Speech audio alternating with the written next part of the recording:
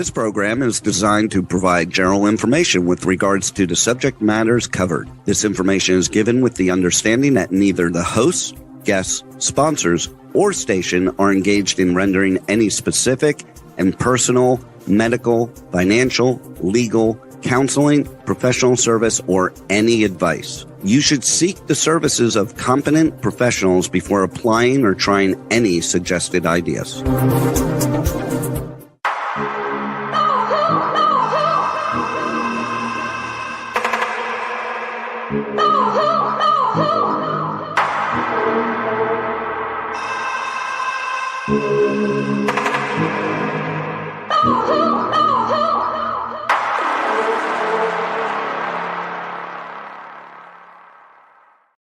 Good morning, true seekers and true crime junkies. Welcome back to another episode of Hit the Road Jack, Finding the Zodiac. Today, we're going to be discussing the solves, the ins and outs of the systems that are used, and answer many questions in regards to the information that Harriette Souchet believes is being relayed. So I'd like to start by bringing to the show Harriette Souchet. Good morning. Good morning. How are you doing? I got a new...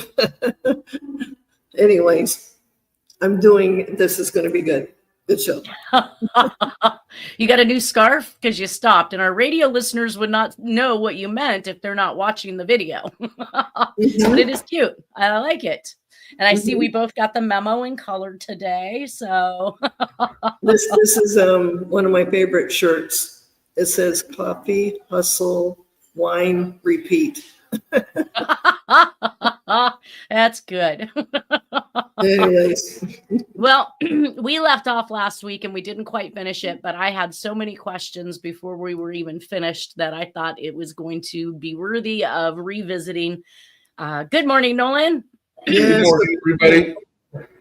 We are going to be going over the crack-proof solve of the October 1987 Zodiac letter, which we started last week. And of course, you got cut off, Nolan, when you asked a question. So we're going to actually take this one step by step, get some answers to this entire system and solve that Harriette has, including the information that's in it. So I think it's going to relate to a lot of history that you're probably familiar with. So I'm glad you are here today.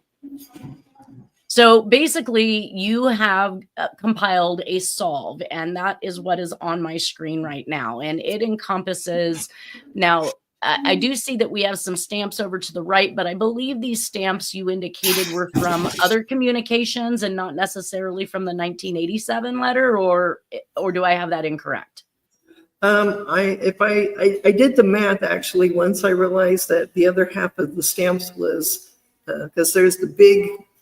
commemorative stamp with the flag over Capitol Hill, etc. Anyways, I did the math. It would cost the 4.17p, which is pennies or pence, and then the 2.22 cents American to send that overseas. So it looks like Jack and his crew had because he's being requested, can you please solve what might have went over that Randolph Apperson Hearst had sent over about his father's for Jack the Ripper communications. So it did cost that much. So that's what I want to start with. You believe that it was mailed to the United States from overseas? No, it was mailed from, according to the solve that I came up with, which is large, anyways, that it was actually coming from a section of Canada that they're very familiar with, which is in Labrador, north something, anyways, but that it went from there. It went from America to there and then overseas, and it's a postal code of 1A, which I said, why? I knew about this when I started doing these, when I did some of the early envelopes that had the postal code of 1A, but also San Francisco, etc., with that associated Vallejo 95490 zip code, that envelope. So that was the hint there that they had a connection all those years earlier, and Jack knew about this. So this letter was purportedly mailed to Vallejo police department. Yeah, but when you look closely at the zip code, it has a postal code for a place in Canada. And I thought, oh, okay, this is going to have something to do with the future of D.B. Cooper coming soon in a year or so after that, 69-ish. So how can you tell what the postal code is? Because it looks awfully blurry to me. Oh, no, it's not there. Well, on the original, on this one, which is really tiny, the Times, California, etc., where you have the regular envelope, it has the postal code. It has San Francisco zip code, but this is all manufactured. My God, from 1968 69. But there's a postal code of 1A in there. And I knew about this from years ago, and I said, oh, okay, I'm just adding it in. So that's when I did the Vallejo Times in California. The whole thing is, I was very early, 2020, getting these. And so the postal code is in there if you get a larger envelope, but they're saying that this was not only that postal code, but probably 2 times the postal stamp. Oh my God. So who's they? When you refer to they are saying that it's a 1A. Together, that's on the screen. They're saying that it has the same information, a lot of it that's very close to the July 31st, 1969 envelope. So, and that's no. I'm looking to get the question answered. Who is they? You said they. The Orange Jack and his crew, the ones who have this at their Zodiac ciphers sites, and I believe also Zodiac Killer Facts used to have something like this. A lot of people that were definitely against Dennis and us, but anyways, that's what I'm referring to as they. You'll find this at their sites. So Zodiac ciphers. Let's cut to the chase. Let's get to the song. Yeah, we had a question about John Surratt. Because he's bringing up about John Surratt. I get that everybody wants to chomp at the bit and get to the solve, but the realism of this entire thing is that I have to understand how the mechanics of this works. So does the audience. I mean, anybody could spit out and say, I got this message, but we have to understand how you obtained this message and the information that was used in order to generate the message. So let's go to... So it basically what you're saying is that zodiacciphers.com is affiliated with Orange Shack, and they have indicated that it stated there was a 1A postal code on it. No, I found it on some of the earlier envelopes, and this one where I circled it in blue, that's from 2020 that I did the entire envelope, but it was very early, but I found the postal code of 1A. Which is well, that's a different envelope. No, that's the same. Please rush to editor, etc. The zip code, and so that's when they were. You're talking about this. Okay, you're talking about this one here. Sorry, up I'm in the pointing left-hand at it corner. like you can see when I'm pointing at it. So you're talking about the one in the left-hand corner. Yeah. They're saying that the same. That's what you circled in blue. That's not the code we're working on. That's not the letter we're working on. We're working on the lilac envelope. Yeah, and they're saying that the same zip code information that's on the Vallejo Times, Vallejo, California, etc., is on that envelope. Okay, so that's what I'm trying to figure out. And I said, my God, it has the 1A in there. Anyways, let's keep going. All right.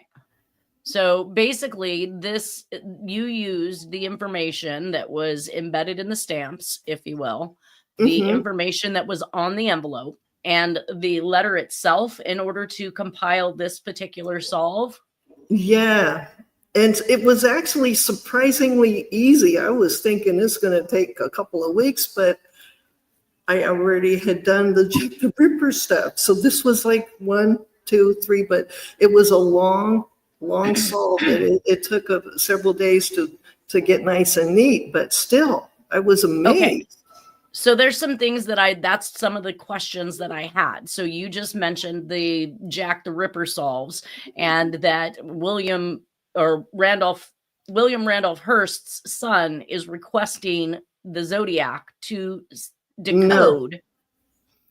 It's saying that that there's information that William Randolph's son had sent these over at least four of the letters to the United Kingdom, which went into their files. And so he's now deceased in the year 2000, R.A. Hearst, and that this is a request coming from, according to the decode that is from the Bush family. So both President Bush first and President Bush the second. And they're requesting if he can decode this. Okay, so one of the things that you mentioned in this is that the Skull and Bones Society cipher system, right? It's mostly a stenographic code system that involves anagramming. And it's usually some words that are really odd looking embedded into the letters. And I'm familiar with that, but I was seeing it also in 1888, the same system.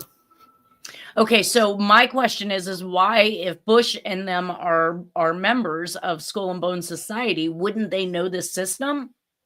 Apparently, I'm going to say they're too bleeping dumb to understand how to do this, so they're asking Jack to do it.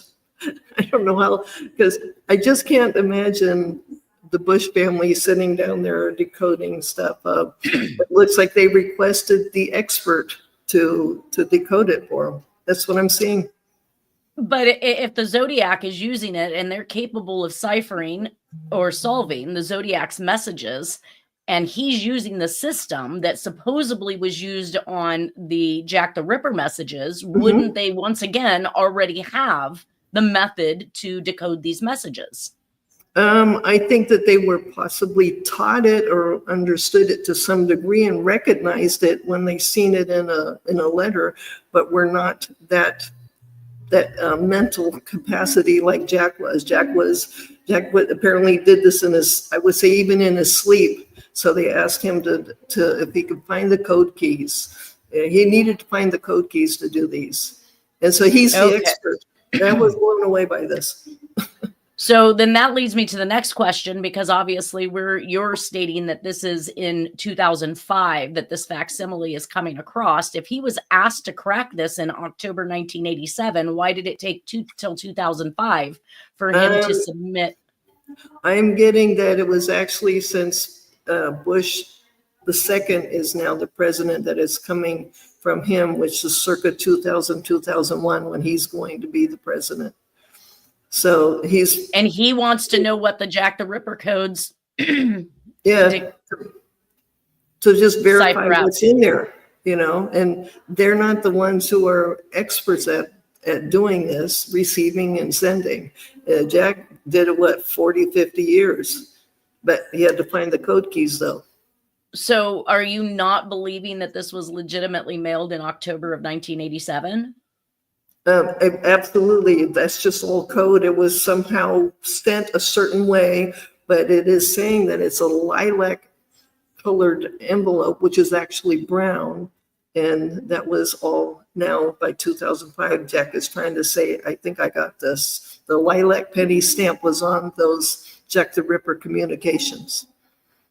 So okay. And I don't discount the ability to use postal stuff, since this is government. It seems to all be wrapping around government politics and syndicates. Having access to these types of things, I'm not going to say is without question, because we have the 1986 letter, which was withheld from us. This letter appears to also have been withheld until a much later date. Also, there is the Christmas card that we know is postmarked 1990, but purportedly was not received or found until 2007. And their statement is that somebody misplaced it and it sat on a shelf. which I find extremely hard to believe, especially since the Zodiac case was such a hot topic and made so much money for the newspapers. It's a great story. Why would you hide this thing from 1990 until 2007, unless, of course, it was mailed at a much later date, but postmarked backwards or backdated to 1990 in order to complete some message that he was attempting to get out. So I do understand that there is some room for play in there. All I know is, but I've learned even doing the Jack the Ripper stuff, is they were sending images on the wires and they were creating facsimiles of them, especially by 1888. So this is an image, this is a modern image. Apparently, Jack is saying they used a Xerox copy machine and sent that across. So he's trying to get it, he's trying to tell them that he was able to crack this and send the image the way it is across. And we do see in some of your older movies them using the copy machine as a fax machine. Exactly. It is reproduced, yes, and the copy machine was hooked up to the telephone lines long before we were capable of doing that with our all-in-one systems. So what makes you think that it's a facsimile? Well, he's saying that he sent the facsimile as in a more of a fax. So that this was being sent on the wires and on the lines. And as I was finishing up and wrapping up what was, I knew making sense to, oh my God, he's saying that he used Dennis Kaufman's AOL America Online password to get some of this information. But that would be, again, sending information on the wire using modern computers. And but there was limited color data for these particular, the one letter that he was trying to decode, which was true. Okay. All right, so let's go ahead and start by reading this particular message. I've got the first third of it up, and we're going to take it a third at a time so that we can address the questions that I might have in regards to what this message is purportedly relaying. So go ahead. Oh, it's just saying April 2nd, 2005, President George H.W. Bush and son, President George W. Bush, facsimile as in fax, to 6:34:00 p.m. All the numbers are in there. Anyways, Eastern time, His Holiness, the Totus Tuus 999 Pope, which is the reverse of 666, by the way, means he's very holy, died. And he's saying, I'm mad again. Please, ubi jus remedium. Where's the remedy? His head is exploding. AA, Alcoholics Anonymous. And then he's calming down because he knows he's now working for Bush. He's saying, I'm on a mission, NASA, goddamn bleeping effer. People can read it anyways, to die. I'm to gut him. He said that multiple times in some of the codes I got. Anyways, he's to gut him July 14th, 2005, and BNSF, which is Burlington Northern Santa Fe Railroad, is to run Robert Abel body over, which did happen. Anyways, regarding your request on 3405, my answer is this way. I sent July 31st, 1969 for RA, which is Randolph Apperson Hearst, the big news story that they were just starting, plugged by the media, newspapers, please rescue editor. And the editor at the time for Vallejo Times-Herald was George Henningsen. So whenever I seen please rescue editor, you're supposed to fill in who the editor is, the name. Anyways, Zodiac letters, Vallejo Times-Herald, Vallejo Caliph, abbreviation 94590 envelope. You're asking? Yes, I can crack. RA sent October 1987. Those four, it's 4 letters that were sent across that end up mysteriously in the United Kingdom, 1987. Well, and we do have some letters that we do believe that are mailed from outside of the country, such as Malaysia, Thailand. We saw fake anthrax that was purportedly mailed, almost as if to say the individual who had made the attack here in the United States had then left the country and perpetrated similar acts in other areas, either as a copycat or to deter them from looking for that individual here in the United States. So it's a 3-part letter on the July 31st, 1969 that contained the 408 3-part cipher. And one went to San Francisco Chronicle, one to the San Francisco Examiner, and one to the Vallejo Times Herald. So far, this message is actually matching up with the fact that the October 1987 letter is also mailed to the Vallejo Times Herald. And we have the other 2 parts being mailed to newspapers that are owned by, are they still, the San Francisco Chronicle and the Examiner still owned by Hearst in 2001? I think by 2001, I think it was the Hearst and the Chronicle papers, but they, I think, joined, one bought the other one out. I'm trying to remember. But in 69, they were for sure still owned by Hearst. They were having to work together on the weekends because I was in San Francisco as a kid, you had a massive Sunday newspaper. So they were working together, just they were 2 separate entities, but they were joined at one point. So this message is basically saying that the newspapers had the ability to crack these messages, correct? The stuff that I'm seeing, they were able to send a lot of images on the wires back and forth. And Jack is saying that they were using this, especially by 1968, 69, mainly 69 for a couple of years, that there was messages being sent back and forth, and it was in code. And some of it was, I now know it's got a name, Skull and Bone Society Stenographic Code. So, and I stumbled on Skull and Bones Society quite some time ago in regards to my research, which funny that your messages are yielding that type of information when my research led me in that direction at one point in time as well. And of course, it saying that the big news story plugged by the media newspapers, obviously, once again, this is some attempt to make money for the newspapers, because sending these messages out and them selling the millions of newspapers they did because everybody wanted their hands on the latest, greatest information in regards to the Zodiac, probably made this a very wanted article that they had put out. So let's see. Yes, I can crack RA sent October 1987. So he's stating that he sent the October 1987, stating that that's Randolph Epperson Hearst quietly sent, and I'm understanding it's 4 Jack the Ripper letters that his father had.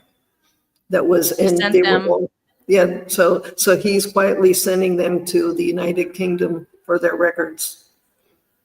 But they wanted to, it's looking like they wanted to know what was in them, which was very, it's amazing. So. All right, so on to the next slide then. Here we have the second of 3 parts to your solve. Go ahead and read that one for us. It's saying it's at the Sentinel of 1887 events, but it's in a brown envelope. And at that website, they do have a picture of it that as a brown envelope anyways.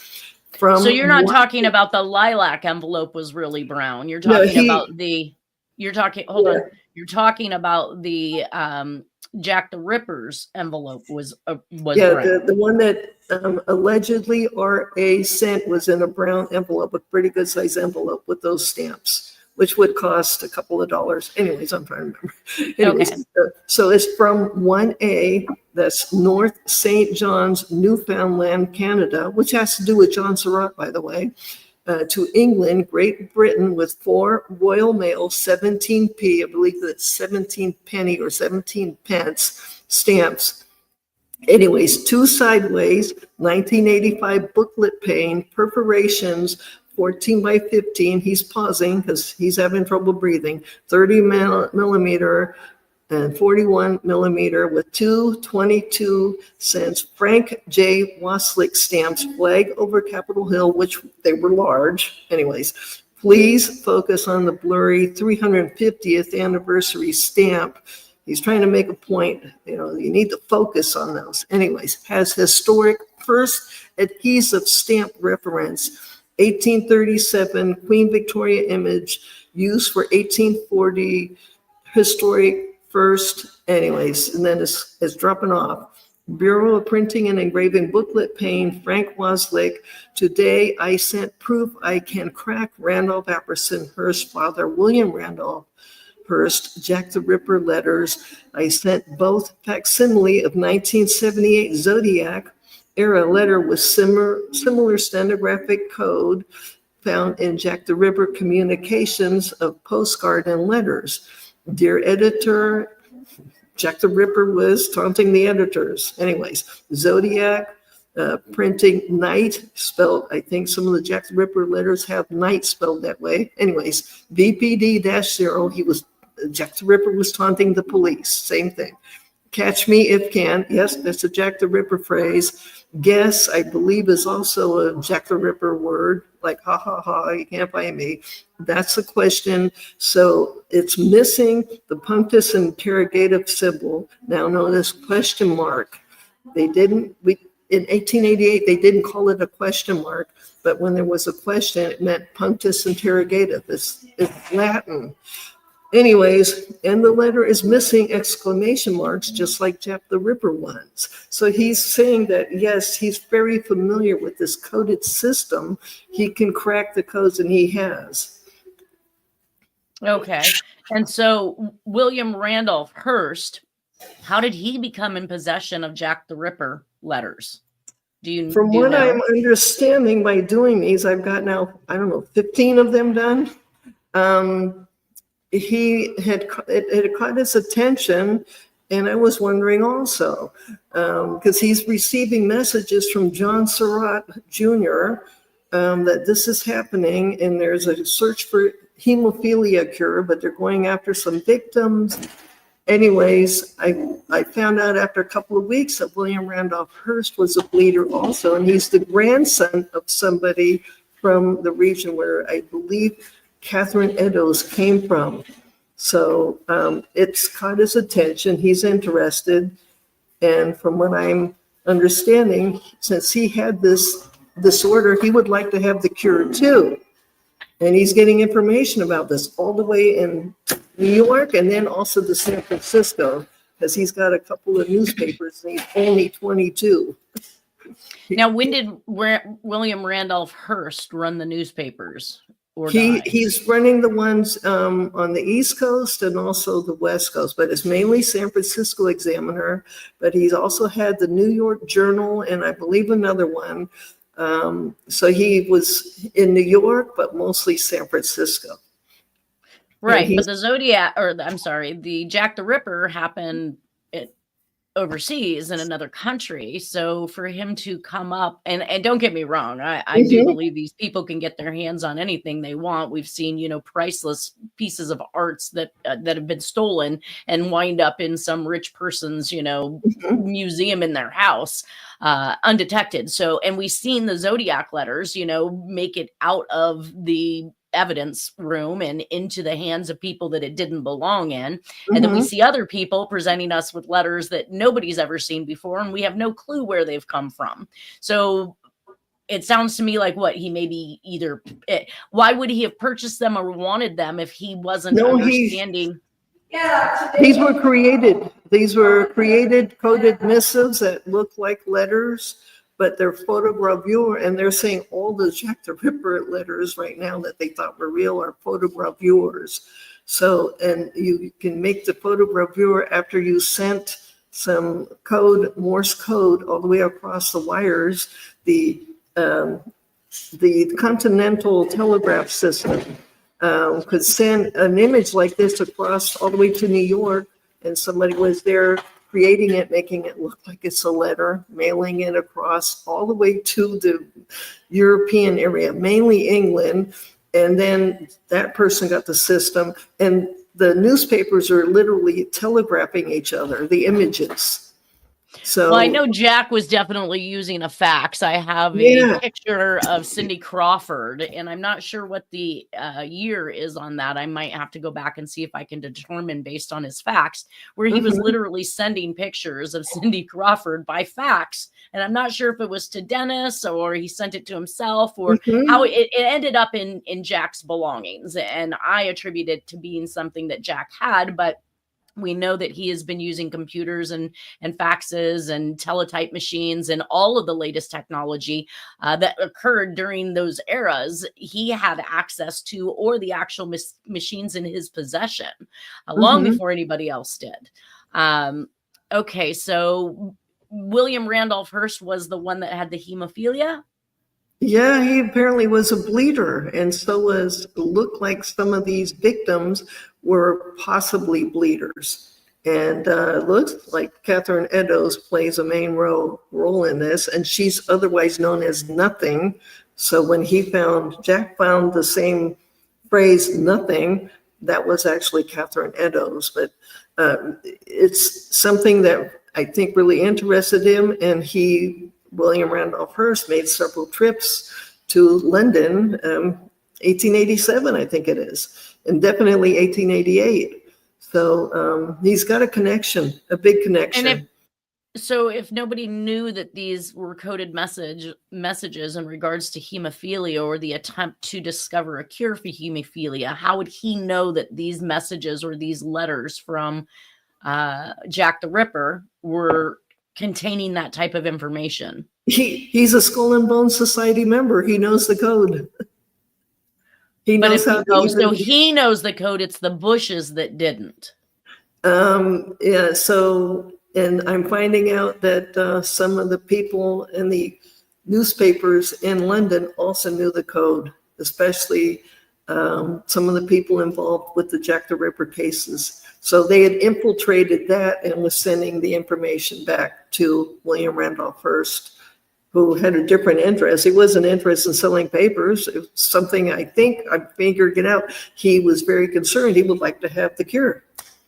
So just on a side note, I don't think Hearst graduated from Yale. I think he dropped out to get into the newspaper business.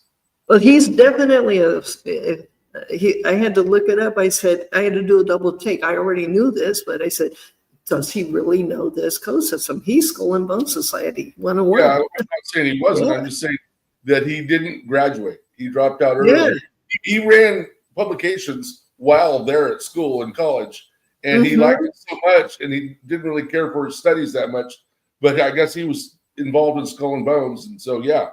You're saying that he knows the code, he probably does. Yeah. Yeah, he would know how to send coded reviewers too, because he was running the papers. He knew how to send message.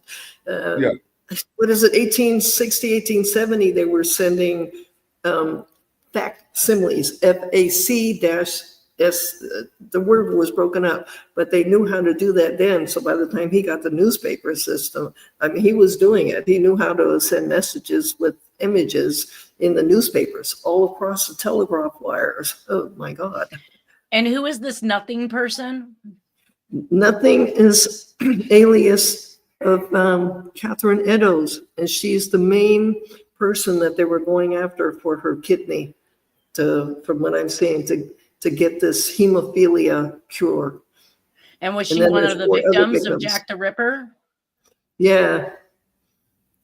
And gotcha. So he's got a big connection, William Randolph Hearst, and I think it starts out as a misunderstanding why he's involved with this through the coded missives being exchanged, but he would like to have the cure.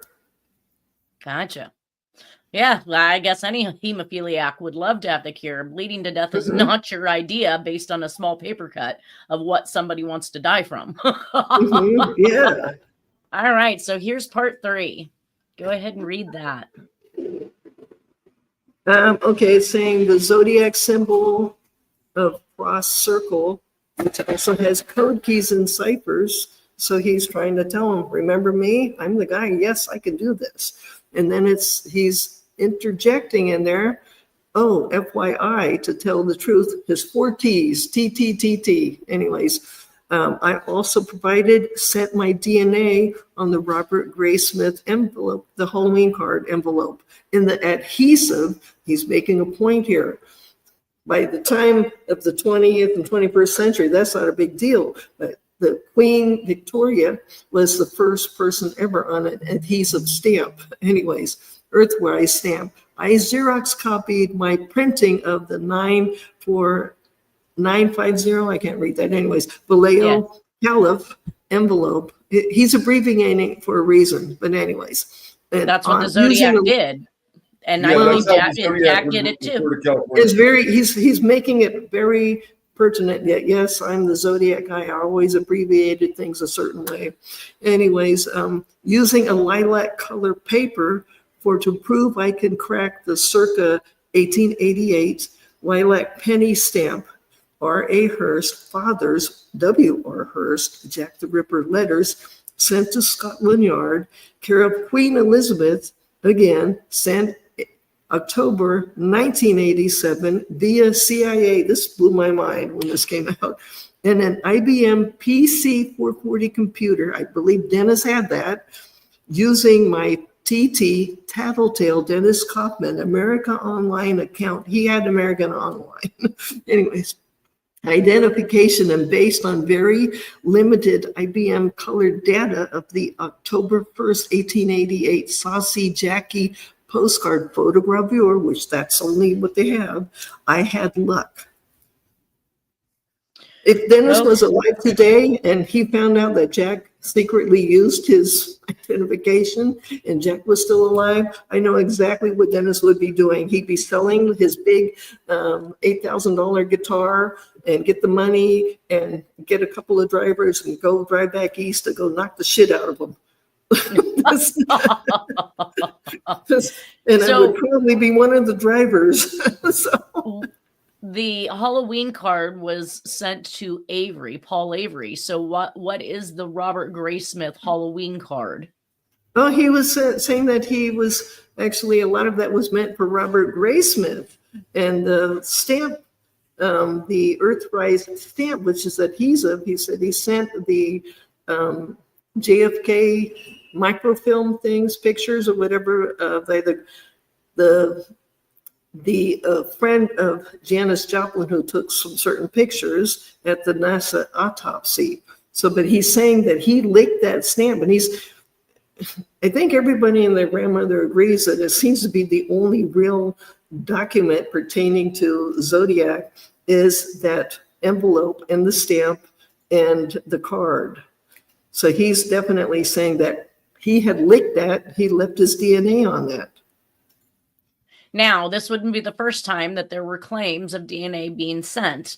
Of course, we saw in the Tom Voigt letters in 2000. And so this is following. If this letter is truly being facsimiled in 2000, 2001, this is shortly before the 2002 and 2003 letters to Tom Voigt, where, again, the Zodiac is attempting to state he has sent his DNA. So we know that the Zodiac loved to repeat himself in some of the communications as to his acts or what he's done.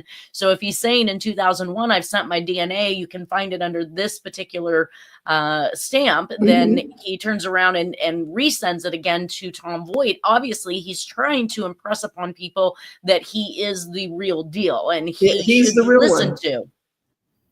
Gotcha. Yes. And photogravure, can you explain that? I've heard you say it a couple times. I tried to understand it, but it's where, let's pretend I'm creating this using a quilt pen, the ink and stuff on the paper, and I'm literally like an art form because it is very artistic looking, and I'm writing it out.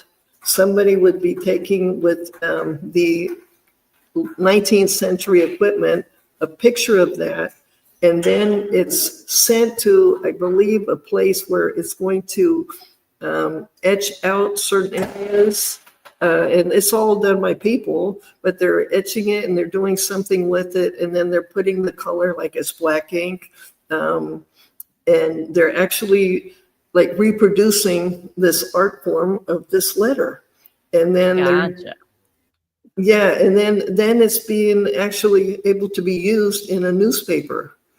And so what people were seeing was looking very close to the 19th century handwriting. I'm trying to do it, but it's somebody who's imitated it and did a facsimile of it for the newspaper. So it'd be 99% close.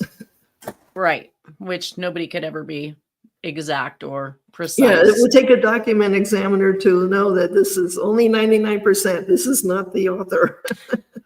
Gotcha. So now this is page 2 of 2. So this, I believe, is either, is this an explanation of it, or is this a continuation? Yeah, he's continuing. He's continuing that he's found that he had luck, and he did just like I did. For me, it was an educated guess, but he said, I found the code keys. Our president, Benjamin Harrison, is the same Skull and Bones Society code system. I know how to create such coded missive by, and he's repeating himself again. Okay, so who is President Benjamin Harrison? He was the guy like Nixon of 1968, going to be the next president. He was going to be the president-elect. So and when was he going to be president? Yeah, he became president, but he was going to be president. Now think back to 1968, and we've done shows where there's a solve or two that's saying that Nixon is going to be the president, so he's going to do the Zodiac. It's going to be a big deal by 1969. This was happening also in 1888. So Benjamin Harrison is from 1888. Yeah, he's going to be the president by 1889. He's a shoo-in. Yeah. And so they came up with Ulysses Grant and the first Roosevelt in that era. Gotcha. Okay. All right, go ahead. Keep reading. So anyways, it's saying, I know how to create such coded missives by, so again, I could crack them. Civil War Lincoln Confederate Secret Service spy, John Surratt II, in messages to William Randolph Hearst, he photogravure printed both the SP, that's why it was so important. Once I saw the SP 17 for the stamps. Anyways, that's 19th century abbreviation for September 17th, 1888, SP September 27th. The 1888, there's two separate ones. One's a postcard, one's a letter. Anyways, he's saying that something about punctus interrogativus as no question mark simple, and there was outcry to question and interrogate, which was true, the suspects. And then it's saying decoded missives say Detective William Thicke, which is true, they believe he penned the brick wall message, a lot of people, and anyways, containing word nothing. It's the Jews, nothing will be blamed for the Jews of the death. It's kind of complex. Anyways, Fred Best, signed letters, yours truly, Jack the Ripper, and the Openshaw is 1/1/1931, Fred at age 71. He decoded that one, so did I. Young William Randolph Hearst, Aberline has your head engraved on his walking stick, commemorating like my queen. This is phrases that are in that decoded missive. Commemorating like my queen, 1837, visit to London. Hope, DV, which is Deo Volente, God willing, that minute, that means tiny, Catherine Eddowes, kidney in wine, sent to George Lusk. And then Elizabeth Stride is another victim. The 5 gals from 8/6/1888 onward to 9/30/1888. The victims were Pope Leo XIII and Dr. J.W. Legge to Birmingham, England, by November 11th, 1888, cure hemophilia. He got the same stuff I got. Oh my God. Anyways, the truth is Jack the Ripper is the mayor of London, 1888, Polydor de Kaiser. Arrest Dr. Templety. There's several Dakota misses I got. They're demanding him to be arrested. Punctus interrogativus both de Kaiser and Tumblety. And Dr. Tumblety does get arrested November 8th, 1888, and post bail by November 16th, 1888.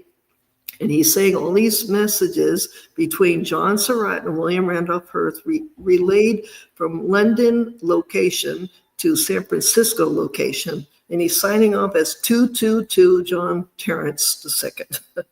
Now, that was another one of my questions. Why would he flip and start calling himself John in these messages instead of Jack? I mean, I know Jack used both Jack and John. I think he didn't want to get confused. You got two President Bushes, you got two popes in the 19th century, you got another pope that he's dealing with that just died. You've got, I think he didn't want to sign it off as Jack because he already had Jack the Ripper. So I think he's trying to separate himself. I'm not that Jack. So I'm going to take us back. I'm going to take us back a little bit. We've got a couple minutes here, but Detective William Thicke was the detective in the Jack the Ripper. Definitely. Series. Yes. Let's see here. Young W.R. Aberline has your head engraved. Who's Aberline? He's one of the detectives also, and there is the walking stick that has the head, and it does look like a very young 21-year-old William Randolph Hearst. So all right, he's saying that's his head. And who is John Dio? Surratt is the brother of Mary Surratt? No, that's the son. That's the son. And I think Mary Surratt was prosecuted in the aftermath of the Lincoln assassination as one of the conspirators with John Wilkes Booth. And so was Tumblety. Tumblety was an alleged conspirator too. But here's the twist. I was wondering, why am I seeing such a chummy affiliation with John Surratt and what's going on here? John Harrison Surratt is a Harrison family member. Of course, Benjamin Harrison is the president coming. But when you trace Abraham Lincoln's family back to the Revolutionary War era, he's linked to the Harrison family too. So they're all family. They're all family. So was John Surratt was such a that treated John Wilkes Booth in Mary Surratt's house after he fled the scene? Because when he jumped from the balcony or whatever, he broke his leg and he limped off. And they stayed at Mary Surratt's house, and there's allegations that a doctor helped mend him. And that was probably okay. I just wouldn't be surprised if it was Dr. Tumblety, but he's in London with this mess, and but I'm surprised. What I'm picking up is John Surratt was actually on the side of Lincoln, but was such a good spy they didn't notice him. But that's the reason why Lincoln won, because this guy is he gets tried a couple of years later. They find him in the Papal States, and he's working for the Pope. Like, it's amazing. You got two Johns working for the Pope or connected to the Pope. You got John Surratt and John Terrence, the popes. Anyways, and you're saying John Surratt was the spy? He's definitely a spy. Okay. So he knew the Skull and Bones Society system too. Well, I'd sure like to find some letters by him now. Pope Leo XIII, was he also a hemophiliac? He suffered from something that they said happened to do with a lot of bleeding. So I think he was quietly a bleeder. That's where he got his tremor from. They said there was something going on. And bleeders can cause tremors. Gotcha. So he'd be interested in the cure too. Yeah. I mean, if your blood is low, I'm sure that shakiness is something that's going to come up, and that would create tremors for sure. Let me see if I have any other questions. So, is there anything else that you would like to ask Nolan? Not today. Okay. Well, here's one of the covers to your, I'm guessing this is your book that you've put out on the decodes. And you were saying that there was an individual that also decoded the same things that you were decoding. Who was that? It's looking like Fred Best knew how to decode this stuff. And he is not a nice guy. He's threatening. I got some decoded missives saying that they're threatening to kill William Randolph Hearst. Shut up. Stop talking about this stuff. He's doing it from London. But you're saying that he decoded similar messages that you found in this last half or this last paragraph here, the things like the 5 gals from 8/6/1888, victims Well, that from would Pope be, I Leo. think, that's John Surratt knew how to code these and decode them. And William Randolph Hearst knew how to, from what I'm seeing, to decode this also, but also to send things in code. So weren't most of Jack the Ripper's victims prostitutes? they're alleged to be prostitutes. Apparently, Catherine Eddowes may not have been your typical prostitute. I think she was getting information. That's the folklore anyway. And, all right, you guys. Well, we've hit the end here. I want to thank you, Harriette, for clearing all of this up and setting my mind on some type of a track here. We're going to continue, obviously, with this next week. I want everybody to have a wonderful weekend. Thank you both again for being here. And if there's any questions you guys think up, or Nolan, anything you want to ask next week, we will be back at this. Okay. 222. 222. Take care, you guys. Bye-bye.